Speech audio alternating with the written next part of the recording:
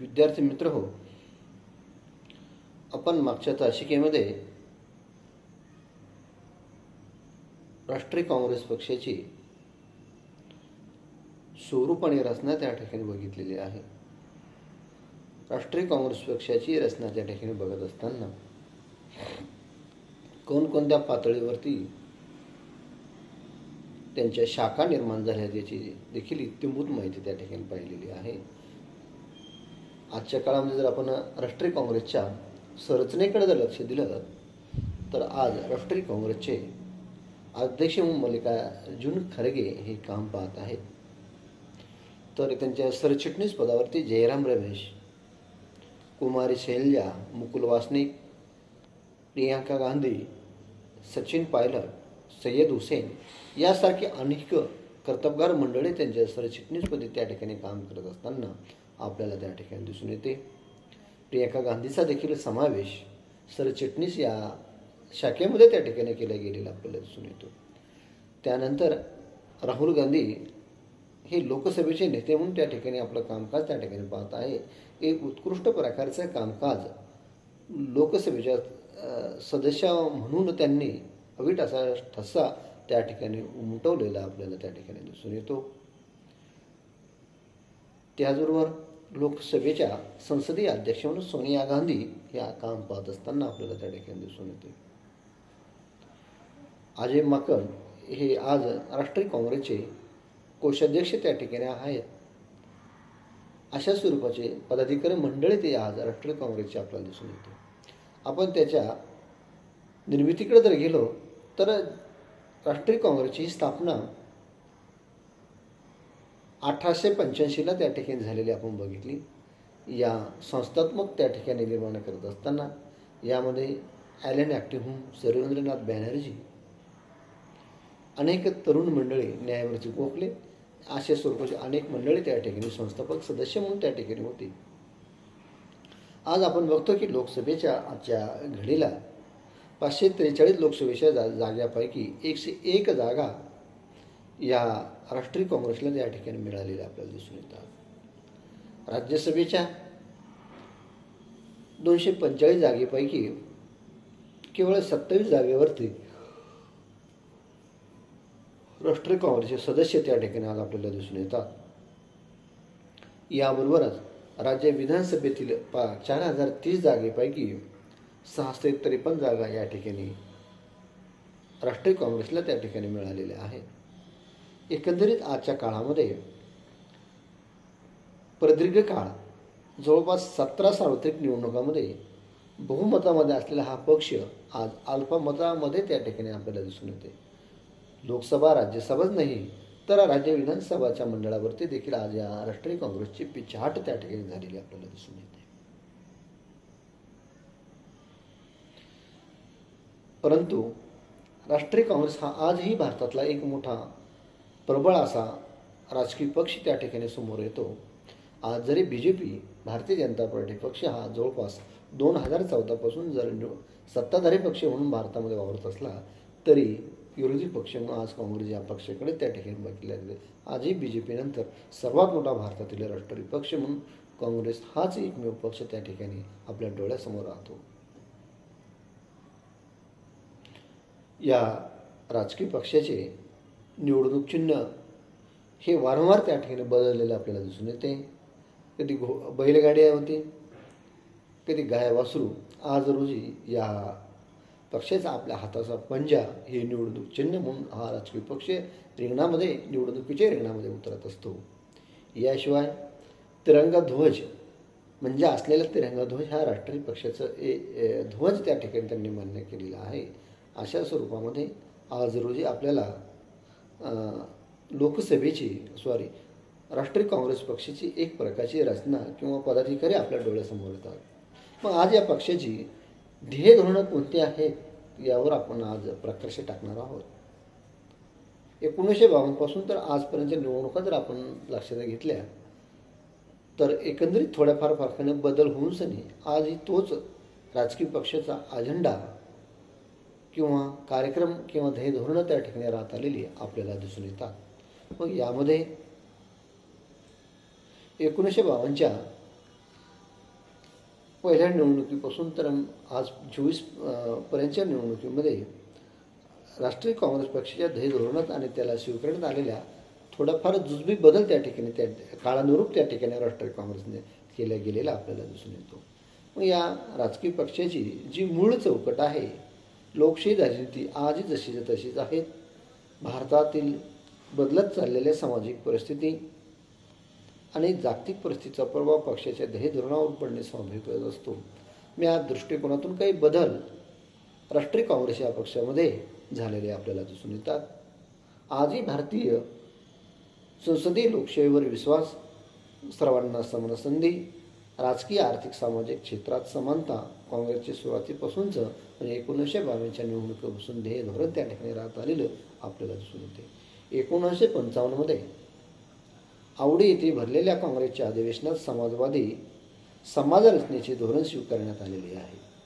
त्याचबरोबर सार्वजनिक आणि खाजगी क्षेत्रात सामंजस्य निर्माण करणे हे काँग्रेसचे धोरण स्वीकारले आहे. दोन्ही क्षेत्रात संघर्ष न होता उत्पादन वाढीस चालना देणे हा उद्देश होता. असे असले तरी गतिमान सार्वजनिक क्षेत्र हे समाजवादी समाजात निर्माण करण्याचे साधन काँग्रेसने त्या ठिकाणी राबवलेले आपल्याला दिसून येते. केवळ सामाजिक क्षेत्रातच नाही तर शेती क्षेत्रामध्ये देखील आमूलाग्र बदल घडवून आणण्याचं काम राष्ट्रीय काँग्रेस या पक्षानं हाती घेतलेलं त्या ठिकाणी आपल्याला दिसून येते. प्रत्येक कुटुंबाकडे किती जमीन असावी हे नागपूरच्या अधिवेशनात ठरवण्यात आले होते. शेतकऱ्यांच्या आर्थिक परिस्थितीत सुधारणा करणे हा उद्देश मांडण्यात आला. म्हणजेच या ठिकाणी सार्वजनिक क्षेत्राबरोबरच शेती क्षेत्राला चालना देण्याची भूमिका या राष्ट्रीय काँग्रेस पक्षाने घेतलेली आपल्याला त्या ठिकाणी दिसून येते. म्हणूनच तत्कालीन भारताचे पंतप्रधान पंडित जवाहरलाल नेहरू यांनी मिश्र अर्थव्यवस्थेचा स्वीकार त्या ठिकाणी केला गेलेला आपल्याला दिसून येतो. मिश्र अर्थव्यवस्था म्हणजे सार्वजनिक उद्योगाबरोबर शेती क्षेत्राचा देखील विकास त्या ठिकाणी झाला गेला पाहिजे असा बदल त्यांनी त्या ठिकाणी अर्थव्यवस्थेमध्ये केलेला आहे. केवळ शेतकरी धार्जिन अर्थव्यवस्था किंवा सार्वजनिक क्षेत्रावरती सेवा देणाऱ्या अर्थाची एवढं न ठेवता ती संमिश्र स्वरूप तिचं कसं राहील यावरती भर पंडित जवाहरलाल नेहरू यांनी सुरुवातीच्या काळामधून त्या ठिकाणी देण्यात आलेला आपल्याला दिसून येतो. मग यासाठी शेतीचं उत्पादन वाढवण्यासाठी अनेक प्रकारच्या विकासात्मक कार्यक्रम त्या ठिकाणी पंडित जवाहरलाल नेहरूने घेतलेले होते. पण शेती सुधारण्यासाठी नेमकं काय करता येईल यासाठी अनेक संशोधन त्या ठिकाणी करण्याची भूमिका काँग्रेस पक्षाने घेतलेली आहे. मग उत्पादन वाढीसाठी कोणती बी बियाणे निर्माण झाली पाहिजे. मग यासाठी सार्वजनिक क्षेत्रातील बियाणे बँका असतील व खत औषधाचे कारखाने असतील याला उत्तेजन देण्याचं काम पंडित जवाहरलाल नेहरू किंवा काँग्रेसने त्या ठिकाणी केलं गेलेलं आपल्याला त्या ठिकाणी दिसून येते. या शेती क्षेत्राबरोबरच शिक्षणाच्या बाबतीतही काँग्रेसने काही स्वतःची ध्येय धोरणं देखील ठरवलेली होती. यामध्ये प्राथमिक माध्यमिक शिक्षण मातृभाषेतून देण्याचे धोरण स्वीकारले, परंतु अल्पसंख्याकांनी मागणी केल्यास त्यांच्या भाषेतून शिक्षणाची सोय उपलब्ध करून देण्याची घटनात्मक तरतूद मान्य करण्यात आली. हिंदीचा जास्तीत जास्त वापर करण्याचे ठरविले असून आंतरराष्ट्रीय क्षेत्रासाठी इंग्रजी भाषेचा वापर करण्याचे मान्य करण्यात आले. अखिल भारतीय परीक्षा इंग्रजी, हिंदी आणि प्रादेशिक भाषेतून घेण्याचे धोरण स्वीकारण्यात आले. याला त्रिभाषा सूत्र असं त्या ठिकाणी म्हटलं जातं.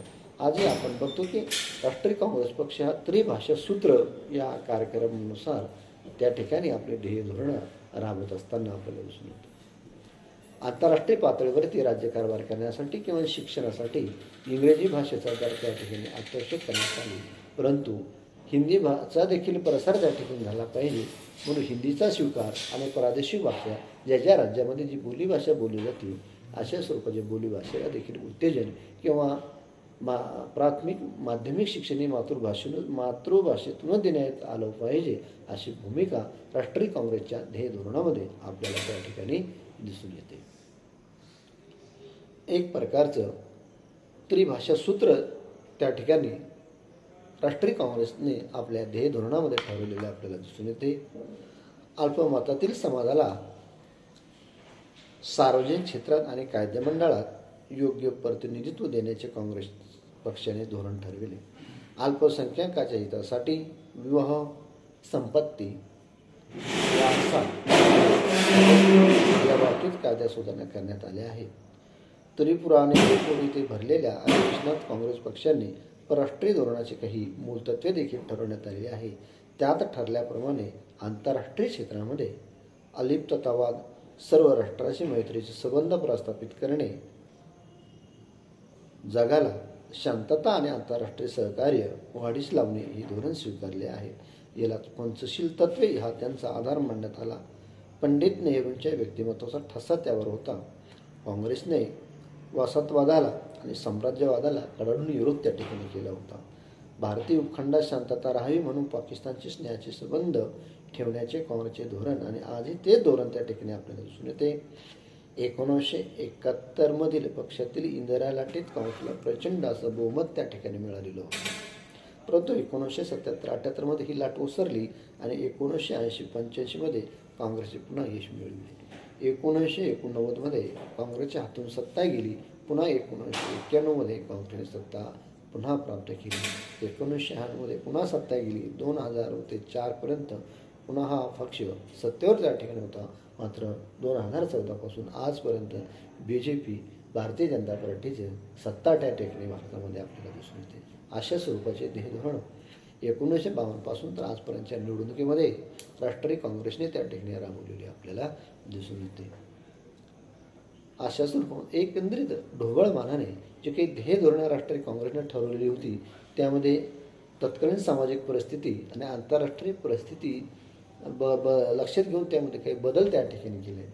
कारण पंडित जवाहरलाल नेहरू यांनी जे पंचशील तत्व जे ठरवलेलं होतं त्याला 1962ला चीनच्या आक्रमणानं त्या ठिकाणी छेद त्या ठिकाणी गेलेला होता. त्यानंतर वास्तववादी भूमिका आंतरराष्ट्रीय पातळीवरती इंदिरा गांधींनी त्या ठिकाणी घेतलेली आहे. याचाच एक भाग म्हणून 1971ला बांगलादेशाची निर्मिती करण्यामध्ये भारताने एक महत्त्वाची भूमिका त्या ठिकाणी घेतलेली होती.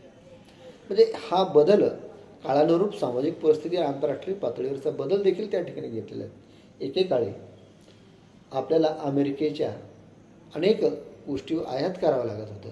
याच्यावर मात करण्यासाठी देखील इंदिरा गांधींनी परराष्ट्र धोरणामध्ये अनेक बदल केले.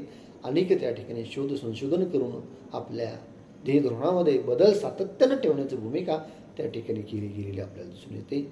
देश दिवसेंदिवस प्रगती पातळीवर किंवा विकासाच्या वाटेवर कसं राहील अशी ध्येय धोरणं काँग्रेस पक्षाने आपल्या जाहीरनाम्यामध्ये ठेवलेले आहे. किंबहुना त्यांची कसोशीने अंमलबजावणी करण्याचं काम सत्ता मिळाल्यानंतर केलं गेलेलं आपल्याला त्या ठिकाणी दिसून येते. अशा स्वरूपामध्ये राष्ट्रीय काँग्रेस पक्षाची उद्दिष्टे किंवा ध्येय धोरणे त्या ठिकाणी आपल्याला त्या ठिकाणी दिसून येतात. नंतरच्या दशकेमध्ये आपण तो राष्ट्रीय काँग्रेसचा जाहीरनामा कशा स्वरूपाचा राहत आलेला आहे आणि एकंदरीत कशा स्वरूपाचे सत्ता परिवर्तनामध्ये बदल झाला आहे एवढा एक महत्त्वाचा घटक आपण येणाऱ्या एका तासिकेमध्ये घेणार आहोत. आणि राष्ट्रीय काँग्रेसचे जो पक्ष आहे याची माहिती त्या ठिकाणी थांबवणार आहोत. आजच्या या तासिकेला आजच्या या घडीला आपण या ठिकाणी पूर्णविराम देऊ. आज सर्वांचे मी मनपूर्वक धन्यवाद आणि आभार व्यक्त करतो.